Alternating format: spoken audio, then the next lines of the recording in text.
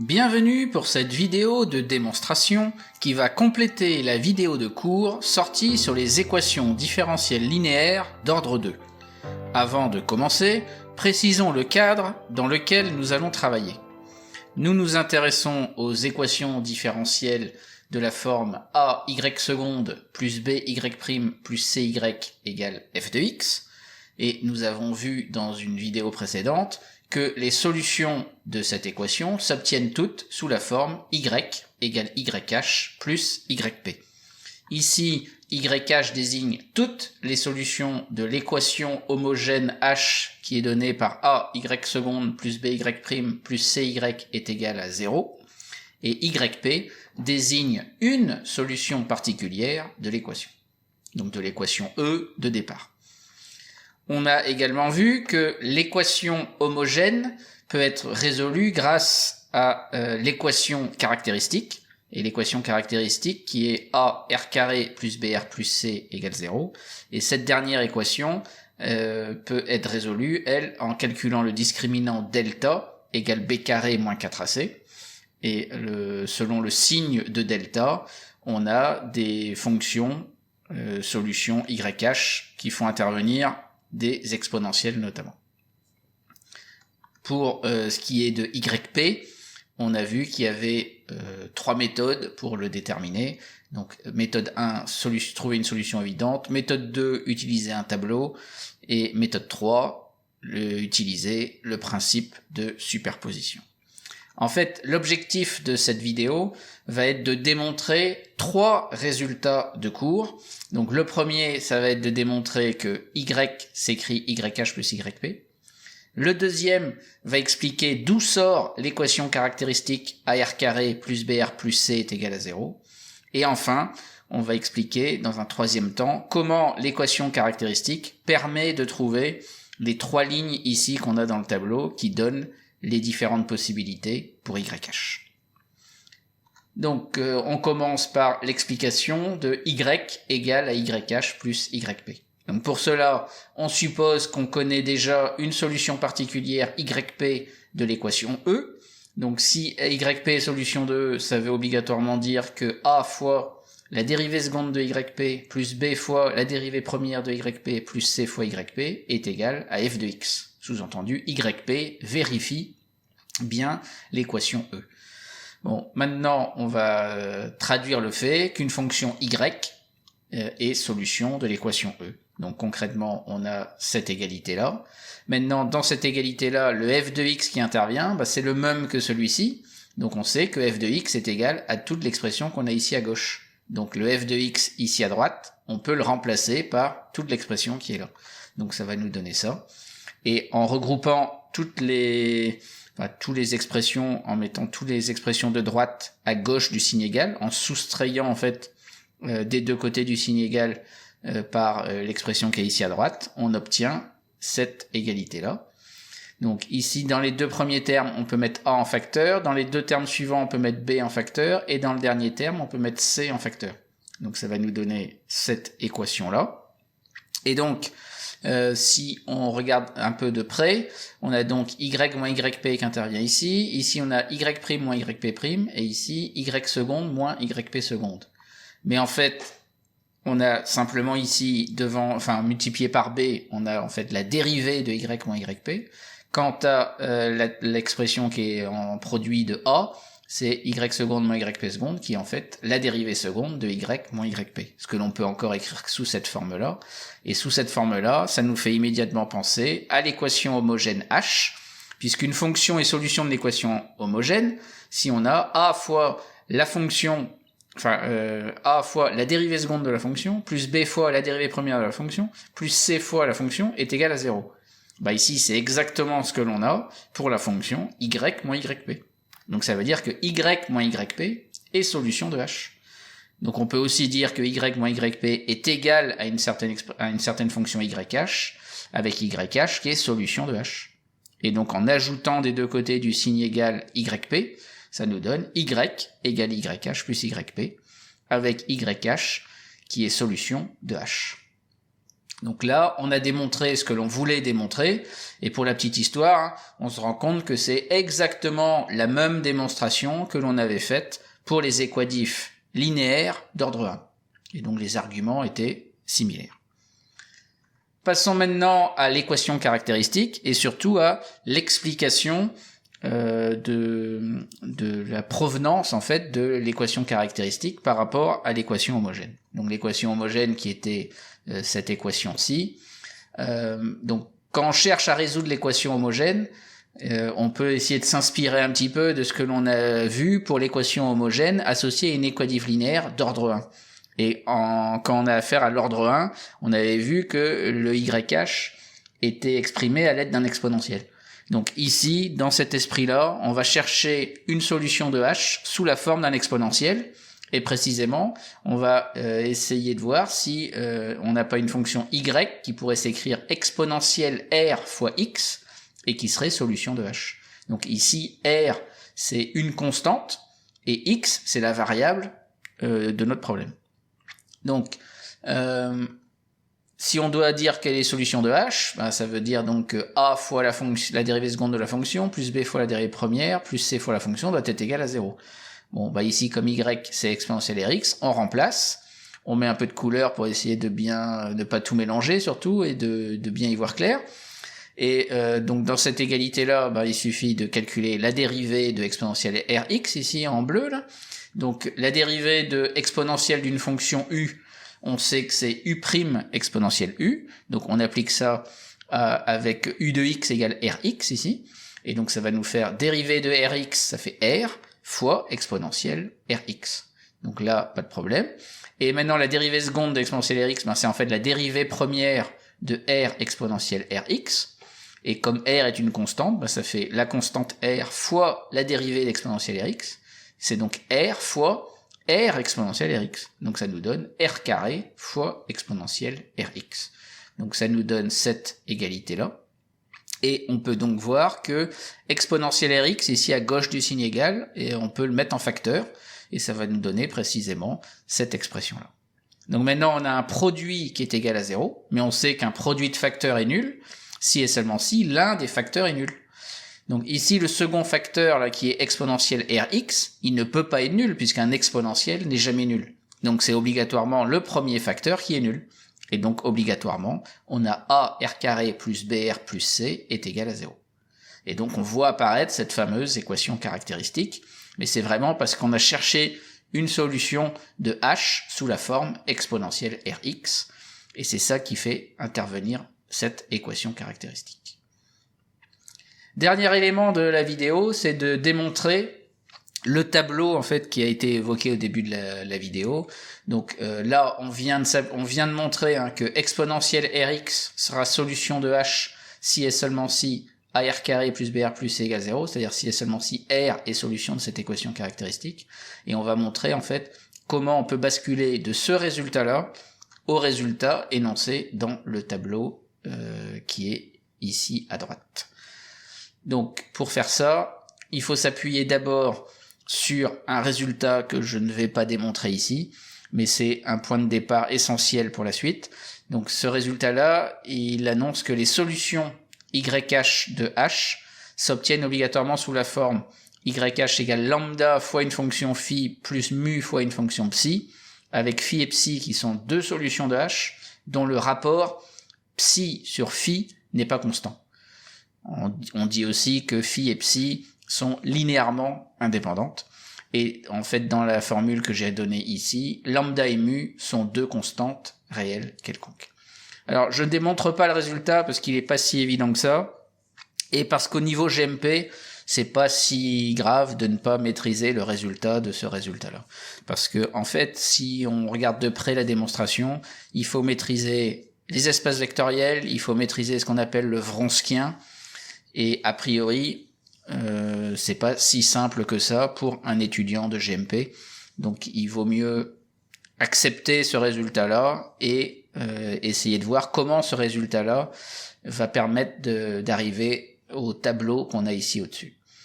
Donc évidemment, pour ceux qui sont curieux, pour ceux qui veulent en découvrir un peu plus, Google est votre ami. avec une recherche avec les mots-clés équation différentielle d'ordre 2, espace vectoriel et Wronskien, je pense que vous n'aurez pas trop de mal à trouver un site qui fait la démonstration de ce résultat-là. Donc revenons maintenant à notre situation ici. Donc on a les 3 lignes du tableau ici à expliquer. Donc on va commencer par le cas où delta est strictement positif, évidemment, donc delta étant b carré moins 4ac. Et donc si delta est strictement positif, on sait que AR carré plus BR plus C égale 0 admet 2 solutions réelles, R1 et R2, données par les formules qui sont ici. Donc comme delta est strict positif, c'est sûr que R1 est différent de R2. Et donc on peut très bien poser phi de x égale exponentielle R1x, et psi de x égale exponentielle R2 fois x. Ainsi, vu que d'après le résultat qu'on a démontré précédemment, comme R1 il est solution de AR carré plus BR plus C égale 0, ben ça veut forcément dire que exponentielle R1 fois x est solution de H. Donc là, quand je pose phi de x égale ça veut bien dire que phi est solution de H. Et pareil avec R2, donc psi défini par psi de x égale exponentielle R2 fois x, ben psi est bien solution de H également. Et quand on fait psi divisé par phi, ben on n'obtient pas une constante parce que R1 est différent de R2 dans le cas delta strictement positif. Donc ça permet d'appliquer le résultat qui était dans le rectangle orange et qui nous disait qu'on pouvait trouver toutes les solutions YH en faisant lambda fois phi plus mu fois psi, et donc ça donne ici lambda exponentielle R1x plus mu exponentielle R2 fois x. Donc ça nous donne bien la ligne, si on dit que là il y a 4 lignes dans le tableau, ça nous donne bien la deuxième ligne qui correspond au cas delta strictement positif. Passons maintenant à la ligne suivante, le cas delta est égal à 0. Donc quand delta vaut 0, AR carré plus BR plus C égale à 0 admet une solution réelle, une solution double, donc qui, en pensant la notation R1 et R2 là, utilisée pour delta strictement positif, on peut réutiliser les formules du cas delta strict positif en remplaçant delta par 0. Et on se rend compte là que R1 égale R2 égale moins B sur 2A. Donc ça nous donne une solution de l'équation caractéristique qui nous fait basculer sur une solution de H qui va être donc exponentielle R1 fois x. Donc c'est pour ça qu'on va appeler phi de x égale exponentielle R1 fois x, donc avec R1 qui vaut moins B sur 2A, donc ça nous fait exponentielle moins B sur 2A fois x. Alors maintenant la question c'est qu'est-ce qu'on va prendre pour psi, parce qu'il nous faut une deuxième fonction qui est solution de H. Mais là, l'équation caractéristique ne fournit qu'une seule solution à l'équation caractéristique. Enfin, l'équation caractéristique n'a qu'une seule solution, donc on n'a qu'une seule fonction solution pour H. Donc ici, on va voir qu'on va pouvoir prendre pour psi la fonction qui est définie par psi de x égale x fois exponentielle moins bx sur 2a, et on va démontrer ça dans un instant, c'est-à-dire démontrer que cette fonction-là, elle est bien aussi solution de H. Donc comme H, c'est cette équation différentielle, montrer que psi est solution de l'équation homogène, ça veut dire que quand on va calculer le terme de gauche a psi seconde plus b psi prime plus c fois psi, on doit trouver 0 à la fin. Donc on va calculer justement le terme de gauche et démontrer qu'on trouve bien 0. Donc concrètement, il faut qu'on calcule cette expression-là. Donc dans cette expression-là, on commence par la dérivée de x exponentielle Rx. Donc pour dériver cette fonction, on va utiliser la dérivée de u fois v. Donc pour la dérivée, ça va nous donner la dérivée de x, c'est-à-dire 1, fois exponentielle Rx, ok, plus la fonction x, fois la dérivée de exponentielle Rx, qui est R exponentielle Rx. Donc là-dedans, on peut mettre exponentielle Rx en facteur, donc dans la partie bleue, là. Donc ça nous donne 1 plus Rx, le tout fois exponentielle Rx. Donc maintenant, on a dans cette expression-là, donc ça c'est la dérivée première de x exponentielle Rx, et maintenant nous il nous faut la dérivée seconde. Donc la dérivée seconde, ça va être en fait la dérivée première de 1 plus Rx fois exponentielle Rx, donc ce qu'on a noté ici. Donc là, pour dériver cette partie-là, là encore, on dérive en faisant u fois v. Donc la dérivée de 1 plus Rx, ça va faire R fois l'exponentielle Rx qui est à côté, plus la fonction qu'on a d'abord, 1 plus Rx, fois la dérivée d'exponentielle Rx, qui est donc R exponentielle Rx. Donc maintenant, dans ce qui est ici écrit en mauve, on va pouvoir factoriser par exponentielle Rx, et ça nous donne ce résultat-là. Et maintenant qu'on a ça, dans les parenthèses ici, là, devant l'exponentielle Rx, on peut tout développer. Donc on va avoir R plus 1 fois R, donc on aura R plus R, ça fera 2R, et puis plus encore Rx fois R, donc R carré fois X. Donc ce qui nous donne bien 2R plus R carré fois X, le tout fois l'exponentielle qu'on avait ici. Maintenant, dans l'ensemble de cette expression-là, on voit qu'on peut mettre exponentielle Rx en facteur, et donc ça nous met tout ce qui reste dans le crochet, là, après factorisation. Donc maintenant, si on se concentre sur ce qu'il y a dans les crochets, on peut tout développer. Ça va nous donner donc 2AR, plus A fois R carré X, plus B fois 1, donc plus B fois Rx, donc BR fois X, plus CX qu'on a ici. On voit qu'on a deux termes constants, là, 2AR et B, là. Donc on va mettre d'abord 2AR plus B, et après les autres termes qui restent, c'est des termes en X, donc il y a AR carré X, BR fois X et C fois X. Donc on peut mettre X en facteur, et ça nous donne AR carré plus BR plus C, le tout fois X. Donc maintenant, si on regarde bien, qu'est-ce qu'on va pouvoir faire de cette expression-là, là, de ce qu'il y a dans le crochet? Eh bien en fait, R ici, ça désignait la solution moins B sur 2A. Donc si R vaut moins B sur 2A et qu'il est solution de l'équation caractéristique, ça veut bien dire que AR carré plus BR plus C vaut 0. Donc ici, tout ce qu'on a dans les parenthèses, c'est exactement AR carré plus BR plus C, donc ça vaut 0, donc ça fait 0 fois X, donc ça va faire 0. Et dans 2AR plus B, ben R c'est moins B sur 2A. Donc on peut remplacer R par moins B sur 2A, ça va nous faire 2A fois moins B sur 2A, donc plus B, plus, comme on disait, 0 fois X. Donc maintenant 2A fois moins B sur 2A, ça fait moins B, donc on a moins B plus 0 dans le crochet, le tout fois exponentielle Rx. Donc ça va nous faire 0 fois exponentielle Rx, donc ça nous fait 0. Donc ça veut bien dire que la fonction psi qu'on avait définie ici, elle est bien solution de l'équation H. Donc on a phi qui est solution de H, psi qui est solution de H, et quand on fait psi divisé par phi, donc on va trouver juste x, donc qui n'est pas une constante, et donc on peut encore utiliser le résultat du fameux rectangle orange, dans lequel on disait que YH s'obtenait en faisant lambda fois phi plus mu fois psi, et donc lambda fois exponentielle moins bx sur 2a, plus mu x exponentielle moins bx sur 2a, et en factorisant par le terme en exponentielle, on récupère bien l'expression qu'on avait ici sur la ligne du tableau pour delta égale 0. Donc ça, c'est fait pour cette ligne, et c'est-à-dire pour le cas delta égale 0. Donc passons maintenant au cas où delta est négatif strict. Donc pour commencer, une petite précision sur le programme des lycées après la réforme qu'il y a eu dernièrement. Il se trouve que tous les lycéens ne voient pas les nombres complexes, alors que ici, justement, dans le cas delta négatif strict, les nombres complexes sont incontournables. Donc pour ceux qui n'ont pas vu les nombres complexes au lycée, je vous conseille de passer votre chemin. Tant pis, si on peut dire. Vaut mieux savoir utiliser le tableau avec les résultats qui sont donnés, et même si on ne sait pas exactement d'où vient le résultat pour YH, c'est pas un si gros problème que ça. En revanche, pour ceux qui ont vu les nombres complexes, ben ça va être l'occasion de replonger un peu dans les nombres complexes, de retrouver quelques incontournables, notamment l'exponentielle complexe, et on va voir ça tout de suite. Donc précisément, si delta est strictement négatif, AR carré plus BR plus C égale 0 admet deux solutions complexes conjuguées, qu'on peut noter R1 et R2, mais qui sont en fait moins B plus ou moins I racine de moins delta sur 2A. Et si on réécrit ces deux solutions, donc on peut séparer comme ça en deux fractions, et puis si on met un peu de couleur, on peut réécrire ça comme ça.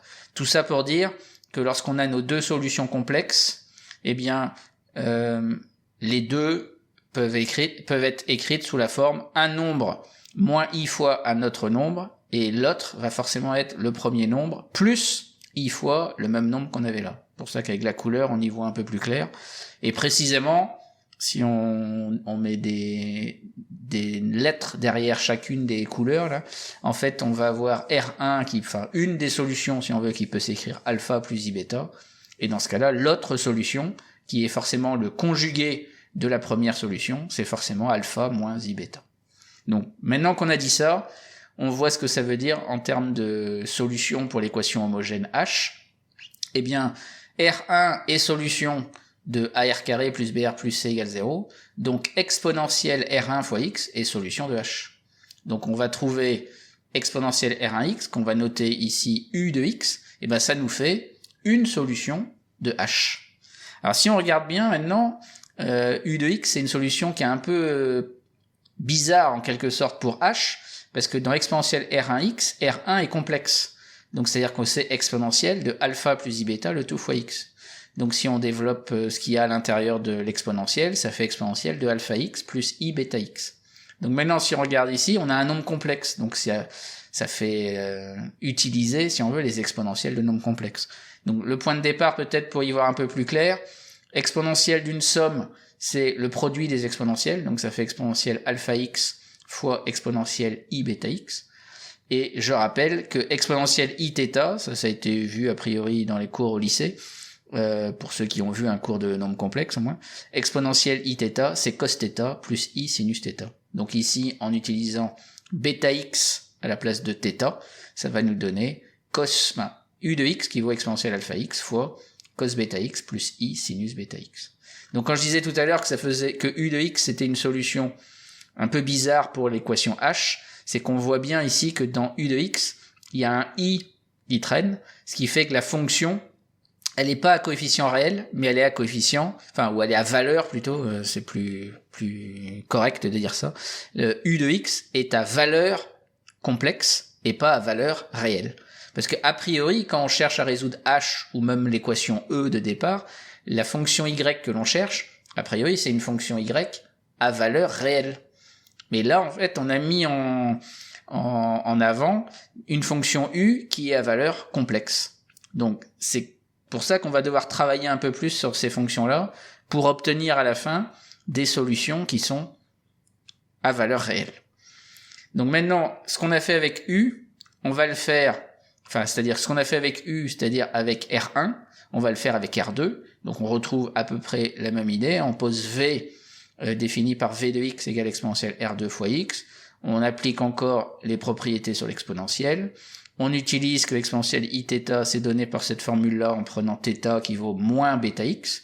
Donc ça nous donne cette expression-là. Maintenant, comme on a cosinus moins bêta x, on sait que cosinus c'est une fonction qui est paire. Donc cos moins bêta x c'est pareil que cosinus bêta x. Et par contre sinus, on sait que c'est une fonction impaire.